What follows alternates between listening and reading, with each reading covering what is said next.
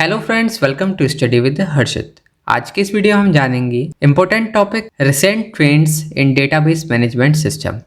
क्या क्या ट्रेंड्स हैं रिसेंट जो डेटाबेस मैनेजमेंट सिस्टम में हैं, और साथ ही साथ समझेंगे सेंट्रलाइज्ड और क्लाइंट सर्वर आर्किटेक्चर क्या होता है, डिस्ट्रीब्यूटेड डेटाबेसेस क्या होते हैं, ऑब्जेक्ट ओरिएंटेड डेटाबेसेस और साथ ही साथ स्पेशल एंड टेम्परल डेटाबेसेस क्या क्या होते हैं। इस वीडियो में हम इन सभी टॉपिक्स को कवर करने वाले हैं, तो चलिए वीडियो स्टार्ट करते हैं। Recent trends in database management system. क्या क्या ट्रेंड्स हैं डीबीएमएस में। नंबर 1 आता है हमारा क्लाउड डेटाबेसेस। क्लाउड डेटाबेसेस जो है पॉपुलैरिटी हो रही है इस टाइम इनकी काफ़ी। क्यों? क्योंकि इनकी स्केलेबिलिटी, फ्लेक्सिबिलिटी और कॉस्ट इफेक्टिवनेस की वजह से। इसके प्रोवाइडर हैं हमारे क्लाउड डेटाबेसेस के Amazon web services, AWS, Microsoft azure, Google cloud, जो कि ऑफर करते हैं मैनेज्ड डेटाबेस सर्विसेज, जो अलाउ करता है ऑर्गेनाइजेशन को कि वो स्केल कर सके उसके डेटाबेस को ऑन डिमांड, और साथ ही साथ अगर डिमांड नहीं है तो इसको स्केल डाउन भी कर सकता है। आपको उतना ही पे करना होगा जितना आप यूज करेंगे। Multi modal databases. Multi modal databases जो है सपोर्ट करते हैं मल्टीपल डेटा मॉडल्स, जैसे कि रेशनल, डॉक्यूमेंट, की वैल्यू और graph within a single database system. ये जो वर्सेटैलिटी है ये अलाउ करती है डेवलपर्स को कि वो यूज कर सके बेस्ट मॉडल हर एक स्पेसिफिक यूज केस के लिए बिना किसी मैनेजिंग मल्टीपल डेटाबेसेस के। इसमें इंक्लूड आता है हमारा एग्जांपल जैसे कि ओरिएंट डीबी। नेक्स्ट है हमारा न्यू एसक्यूएल डेटाबेसेस।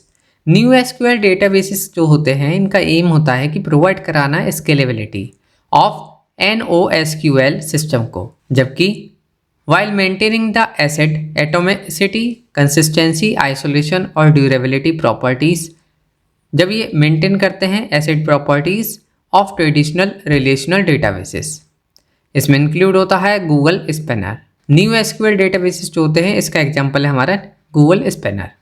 नेक्स्ट है हमारा in memory databases. In memory databases जो है स्टोर करते हैं डेटा को मेन मेमोरी में, यानी कि रैम में, rather than on disc.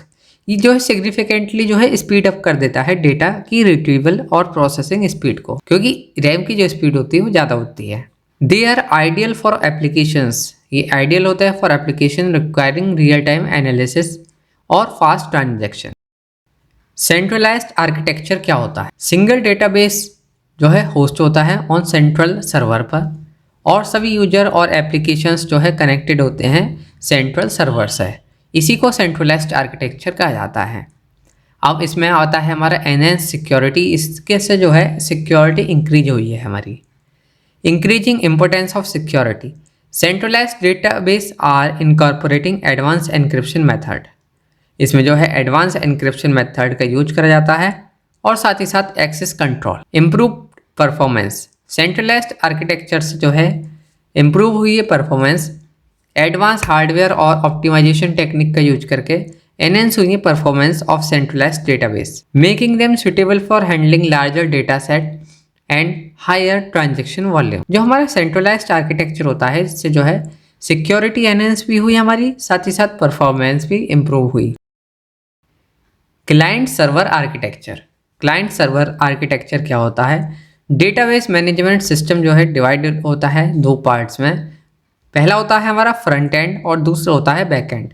Front end को क्लाइंट कहा जाता है, बैक एंड को सर्वर कहा जाता है। क्लाइंट जो है रिक्वेस्ट करता है सर्वर को कि वो प्रोसेस करना चाहता है ये सभी रिक्वेस्ट, और रिटर्न करता है रिजल्ट। हमारा रिटर्न कॉल करता है बैक एंड, और फ्रंट एंड रिक्वेस्ट करता है। रिसेंट ट्रेंड्स हैं इसमें हमारा hybrid approaches, combining client server model with cloud computing to leverage the benefit of both architecture. Micro services जैसे कि डिकम्पोजिंग मोनोलिटिक्स एप्लीकेशन, माइक्रो सर्विसेज जो कि इंटरेक्ट करती है डेटाबेस से थ्रू API, साथ ही साथ प्रोवाइड कराना ग्रेटर फ्लेक्सिबिलिटी और स्केलेबिलिटी। डिस्ट्रीब्यूटेड डेटाबेसेस क्या हैं? Distributed databases is spread across multiple location और नोड्स। जो हमारे डिस्ट्रीब्यूटेड डेटाबेसेस होते हैं ये जो है एक ही जगह पर नहीं होते हैं, अलग अलग लोकेशन पर लोकेटेड होते हैं। आइदर जियोग्राफिकल लोकेशन हो या with in same data centre, अलग जगह पर हो। ग्लोबल डेटा डिस्ट्रीब्यूशन, यूज कर डिस्ट्रीब्यूटेड डेटाबेसेस का मैनेज कर सकते हैं ग्लोबली। जो हमारे डेटा है अलग अलग जगह पर उसको मैनेज कर सकते हैं। ये इंश्योर करता है लो लेटेंसी एक्सेस, साथ ही साथ compliance with data oversight law. Multi model support करता है मल्टीपल डेटा मॉडल को, जैसे कि रीजनल डॉक्यूमेंट, की वैल्यू और graph within a single distributed database system. Spatial databases are optimise for storing and querying spatial data, जैसे कि geographic coordinates और geometric shapes. ये जो है एनहेंस करता है GIS इंटीग्रेशन, इम्प्रूव करता है इंटीग्रेशन जियोग्राफिक इंफॉर्मेशन सिस्टम के साथ, किस लिए for advance spatial analysis and visualisation. साथ ही साथ रियल टाइम स्पेशल एनालिसिस के लिए रियल टाइम प्रोसेसिंग करता है of special data for applications, जैसे कि नेविगेशन के लिए, लोकेशन बेस्ड सर्विसेज के लिए और डिजास्टर मैनेजमेंट के लिए स्पेशल डेटाबेसेस का यूज करा जाता है। टेम्पोरल डेटाबेसेस जो है डिजाइन होते हैं मैनेज करने के लिए time varying data, storing not just current data but also historical and future data. इसमें आता है हमारा time series data management, optimise करता है टेम्पोरल डेटाबेसेस को for handling large volume of data. Time series data क्योंकि ये क्रिटिकल होता है IoT के लिए, इंटरनेट ऑफ थिंग्स के लिए, फाइनेंशियल सर्विसेज के लिए और मॉनिटरिंग सिस्टम के लिए। Temporal query language, development of more expensive temporal query language to simplify the retrieval and manipulation of time varying data।